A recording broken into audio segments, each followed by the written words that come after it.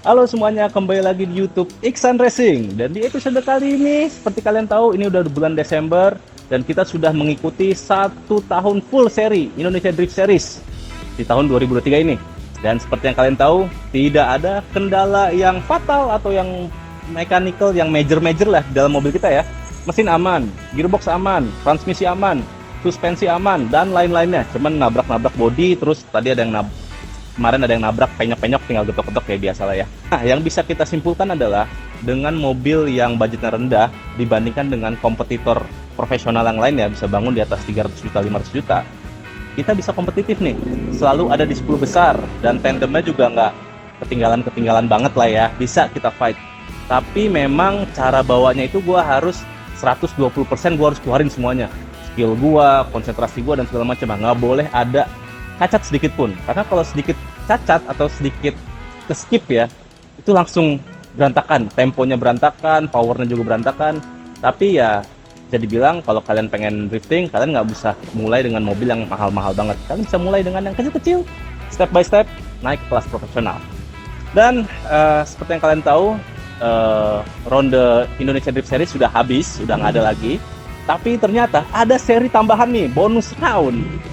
Indonesia Drift Picks bikin event balapan di tanggal 30 dan 31 Desember, yang artinya tahun baruan di sirkuit. Dan menariknya adalah sirkuit drifting nambah lagi nih. Kemarin itu cuma ada 3 kalau nggak salah yang gue tahu ya. Ada di BSD, di Karawaci, dan kadang-kadang di Merka. Nah, sekarang ada lagi nih yang baru di Sentul, namanya Auto Sentul by Belco. Ya gue lupa lah, nih gue tulis di bawah ya, daripada gue salah nyebut, nih gue tulisnya di bawah. Dan itu tracknya gede banget, baru jadi, aspalnya bagus. Gue pengen banget nyobain nih. Tadinya sih mau pakai mobil ini, tapi kebetulan tim dari MDC Motorsport itu kontak gue nih. Ada driver Nanda dan juga manajernya GG. Mereka kontak gue, gimana kalau cobain Seviro-nya mereka di track yang baru itu. Ya udah pasti jawaban gue ya iyalah ya, nggak mungkin gue mau nolak. Mobil gratis cuy, tinggal digas ya, jadi joki dadakan nih. Nah, sembari itu jadi gue punya waktu lebih banyak juga untuk nyiapin mobil ini, karena kalau kalian lihat nih, kap mesinnya agak setengah buka karena mesinnya udah gue turunin. Jadi kita akan persiapkan mobil ini untuk tahun depan ganti mesin, bukan V6. Kalian kan kemarin pada bilang V6 dan segala macam, karena emang gue jujur sempat ngomong V6.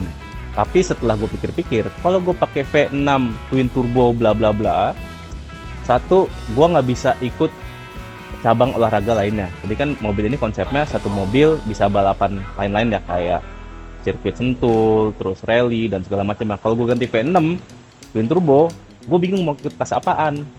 Jadi gue menurunkan ego gue untuk drifting, karena gue kemarin kesel banget mobil gue agak kurang bisa ngejar. Dan gue menemukan satu alternatif lainnya, mesin yang jauh lebih bertenaga dari ini, tapi masih bisa ikut spesifikasi lain-lainnya. Mesin ini nggak gue turboin, mesin ini akan gue simpan sebagai backup dan kita akan ganti. Nah, mau tahu mesinnya apa? Nah, episode depan aja ya gue kasih taunya ya. Sekarang kita mau persiapan untuk IDP dulu di Sentul. Dan sebelum kita berangkat ke sirkuit Sentul ngelihat track barunya, gue kayaknya harus ganti oli motor gue deh. Karena motor gue selalu gue pakai warawiri ke track, beli spare part dan segala macamnya, sampai gue lupa servis tahun ini cuy. Jadi Desember ini mumpung agak santai, nggak ada pekerjaan mobil nih, ini gue lupain dulu. Kita ganti oli motor dulu, oke?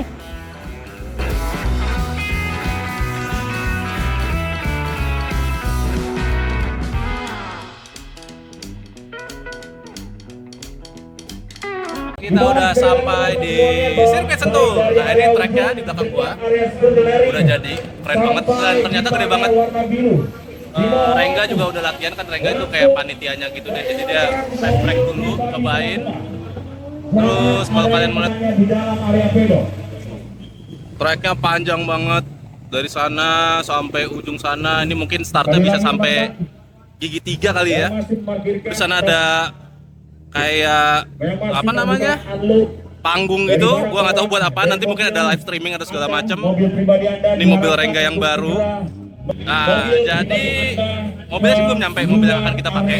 Nanti gua pakai Seviro-nya punya Nanda, Rafael Nanda dari MDC Motorsport, kita cobain dan mudah-mudahan mobilnya enak. Karena mobilnya tuh dibangun juga sama temen gua mekanik namanya Jurek dari K18. Jadi gue penasaran pakai mobil yang dia bangun juga. Dan sekarang kita mau driver briefing dulu jam 9 pagi. Oke. Nah, ini dia tracknya nih. Startnya dari sana. Mungkin initiate antara di sini atau di ujung sana. Jadi panjang banget. Ini track terpanjang setelah Kemayoran ya. Gue udah lama banget nggak ngeliat ada track segede gini semenjak dari Kemayoran. Ayo. Bisa dilihat itu siapa Miko lagi kebingungan bikin layout kayaknya ya. Tuh Miko tuh lagi mikir-mikir ya, namanya juga belajar-belajar ya, nggak apa-apalah, yang penting ada eventnya. Ada Zikri juga lagi bersihin track dari debu-debu dan segala macem, dia yang bersihin naik motor. Jadi panitia pagi ini lagi ngecek dulu kesiapan dari tracknya. Terus kita mau lihat deh layoutnya yang hari ini kayak gimana, antara pergi dari sini ke sana atau di ujung sana. Oke, tapi ini tracknya bakal jadi track yang gaspol banget.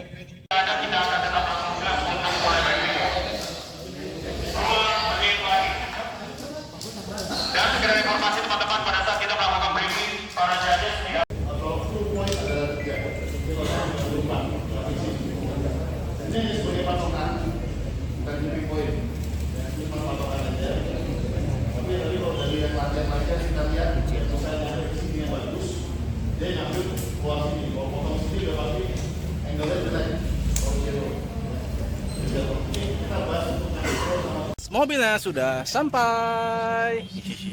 Kembali lagi pakai Seviro. Jadi terakhir kali gue pakai Seviro itu tahun 2015. Udah hampir 8 tahun berarti ya.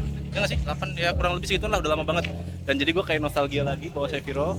Thank you Nanda, thank you MDC Motorsport, dan juga sponsor-sponsor dari MDC Motorsport. Ada Pertamina, ada BNI BCA dan Rans. Udah bantuin gua di event yang dadakan ini, dan notisnya juga cuma 1 minggu.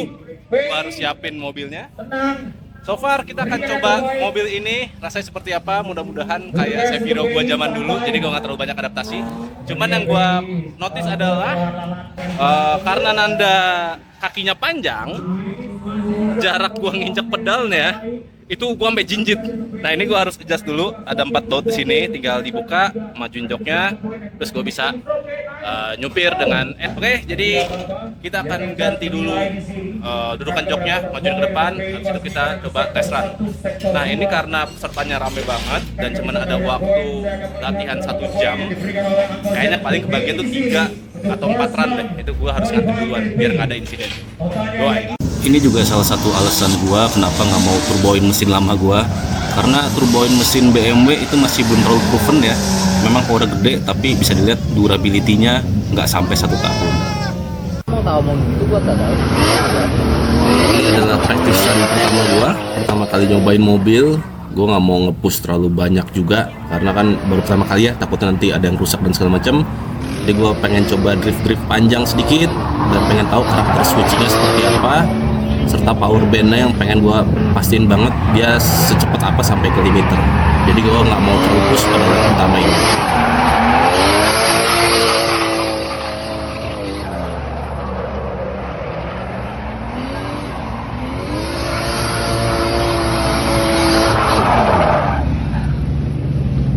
Karena pesertanya cukup lumayan banyak dan juga antriannya panjang dan ada beberapa insiden, sehingga gue itu cuma dapat praktis 1 kali run, langsung tiba-tiba disuruh kualifikasi. Jadi cuma 1 kali doang nih. Nah, pada saat kualifikasi juga ada sesuatu yang terjadi di mobil. Tiba-tiba arm belakang kiri kita itu patah. Tadi sih gue pengen coba langsung gas aja ya, bodo amat deh patah. Tapi karena kelihatan dari panitia itu ngewer-ngewer ke aspal, tidak diperbolehkan. Dan mobil gue dipaksa mundur untuk dibenerin, dan cuman dikasih waktu 7 menit untuk benerin semuanya biar bisa kualifikasi. Setidaknya gue punya poin untuk kualifikasi dan juga lolos. Jadi di pikiran gue adalah gue cuman cantum aja, yang penting gak jatuh ke aspal, dan langsung kita bantai untuk kualifikasi.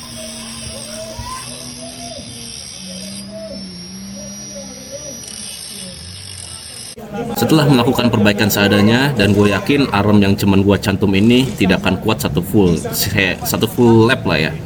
Jadi gue yakin pasti akan copot di tengah jalan, tapi setidaknya kita bisa keluar untuk kualifikasi dan dapat poin untuk lolos ke babak tandem battle. Nah di awal ini gue mulai merasa juga ada beberapa kesalahan atau kekurangan di mesin ya, jadi kayak agak berebet. Dan kalau kalian bisa lihat nih di bawah kiri belakang, bagian ban kiri belakang itu ada satu tiang yang copot ngewer-ngewer di jalan, itu adalah arm tow belakang kita. Dan di sini tenaga mesin sama sekali tidak keluar. Bisa kalian dengar yang mesinnya berebut, nggak ada power sama sekali, dan mengakibatkan ada beberapa kali straighten. Dan di sini kalian bisa lihat tow belakang kiri gua yang patah dan seret-seret di aspal. Itu dia. Kebiasaan kamu Mas Miko ya. Pada saat panitia menjelaskan gua bisa lolos ke babak tandem, gua langsung masukin mobil ke pedok, nggak ikut kualifikasi kedua, dan gua perbaikin mobil dengan benar-benar teliti karena gue cuma punya waktu 2 jam sebelum babak tandem itu dimulai. Tidak ada error lagi kali ini, dan ini salah satu ritual gue kalau ngelas, semprotnya pakai mulut biar awet. Oke guys, waktunya sudah malam, jadi tadi udah praktis cuma dapat sekali ternyata. Terus abis itu break, terus KTT dapat 3 run, yang satu armnya patah, terus mesinnya berebet. Gue masuk pedok, cuman waktu punya 7 menit buat betulin untuk kualifikasi yang pertama. Akhirnya gue cobain masuk 1 run sebisa mungkin, jadi armnya gue las cantum, yang penting keluar dulu, terus patah lagi. Dan habis itu tadi kita benerin hampir 2 jaman lah, nggak tahu kuat apa enggak ya, seadanya ya. Dan mudah-mudahan sih kuat. Sekarang kita lagi menunggu untuk tandem battle. Gue kualifikasi ke 12 dengan arm patah dan mesin berebet. Artinya ya oke. Terus gue seneng banget bahwa Seviro udah kayak zaman dulu banget, persis sama kayak dulu, cuman memang tenaganya agak sedikit di bawah karena berbet yang tadi. Jurek juga lagi cari tahu kenapa masalahannya. Dan sekarang kita tunggu aja. Harusnya tadi tandem battle tuh mulainya sekitar jam 5 jam 4-an, cuman karena hujan gede, kalian lihat tuh becek semuanya. Jadi diundur sampai jam 7 malam. Jadi ini event sampai malam. Udah lama nggak sampai event malam dan capek banget. Oke, doain ya semoga gua bisa masuk ke 8 besar atau 4 besar atau mungkin bisa sampai podium. Guys, ada problem baru nih. Jadi karena gua tadi ngelas buru-buru, nggak pakai yang penutup mata dan segala macem, bisa dilihat mata gua merah banget. Dan sekarang kalau gua ngeliat udah kayak berkabut. Mungkin yang teman-teman sering ngelas tahu lah ya, mata kalau kena lasan kayak gimana, ini pedih banget. Cuman ya udahlah, harus balapan ya kita balapan aja. Tadi arm patah aja kita bisa titik, mata doang tinggal kedip-kedip aja lah. Yang penting balapan. Jadi memiliki kesempatan ya untuk Iksan ya. Kasih tahu, nggak ada hati gak? Nggak ada, aduh nggak ada hati lagi. Oke, jadi mereka masih imbang nih. Belum ada yang advantage, belum ada yang unggul. Kita akan bersiap untuk melepas untuk run kedua. Dan kirim. Silakan Zekri, ini dia untuk second run dari mereka berdua. Wop. Billy begitu agresif dari belakang, hadirin sekalian. Namun Iksan begitu benar-benar perlahan-lahan, tidak terlalu memaksakan mobil dari temannya ataupun dari tim sebelahnya. Dia terlihat begitu tenang. Billy masih terlihat agresif. Wow! Kembali lagi Billy melakukan kesalahan, hadirin sekalian. Sayang 1000 sayang untuk Billy Ancewa. Biar kepada juri yang menilai di sini. Masih ada sektor yang terakhir di depan sana. Ada sektor yang ketiga dan terlihat lagi terlalu cepat melakukan switchingnya dari finish. Nice. Boleh ke sini. Nah, ini susah ditebak nih Mas Valen ya. Dan satu suara memilih Iksan 1, 3. Iksan Utama melaju ke babak 8 besar.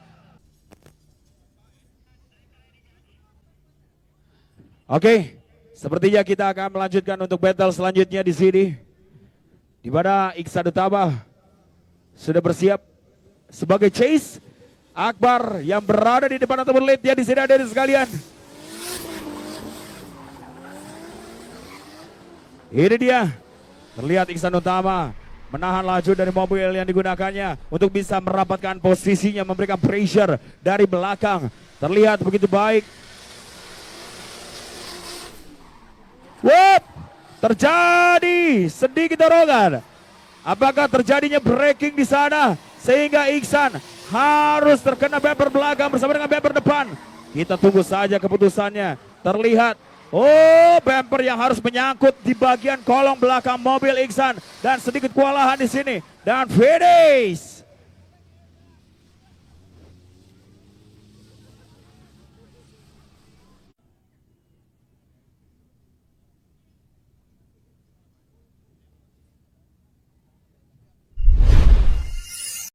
Kita mulai. Inilah dia teman-teman semuanya. Pertaruhan untuk bisa melaju ke babak 4 besar. Di mana Iksan Utama ditempel ketat oleh Akbar Rais dengan mobil andalannya di sini. Di mana flow yang begitu lebih tenang dari Iksan Utama. Menjaga ritme nice. Untuk bisa mendapatkan angle yang berada di depan sana hadirin sekalian. Oke. Ditusuk kembali cutting the line di sini. Namun tidak terlalu mengganggu pergerakan dari Iksan Utama. Oke, inilah dia. Kembali straight yang terjadi hadirin sekalian dari Iksan Utama. Sang leader kita, sang lead kita. Memasuki sektor yang terakhir. Dan finish menanti mereka. Poin. Dan 1 suara untuk Akbar. 2 suara untuk Akbar. 3 suara untuk Akbar Rais. Melaju ke babak semifinal. Congratulations. Selamat Bang Akbar, persiapan Bang Iksan, terima kasih banyak ya. Terima kasih. Oke guys, balapan sudah selesai. Jadi tadi gua di babak 16 besar menang lawan Billy. Habis itu di 8 besar ketemu sama Akbar Rais. So far battle seru dan gue seneng banget ya bawa Seviro lagi, enak banget. Ada Jurek nih, ini yang bikin Sevironya nih. Thank you ya. Thank you udah dibikinin. Walaupun berbeda. Nggak apa-apa. Tapi mobilnya enak. Mobilnya laju, tinggal touch-up dikit. Ya. Terus revisi dikit aja udah. Tapi kayak Seviro gua zaman dulu. So far sampai situ aja. Semoga video singkat ini menghibur kalian di tahun baru karena besok tayang. Jadwal. Oke, sampai ketemu di episode berikut ya. Dadah Jurek. Thank you.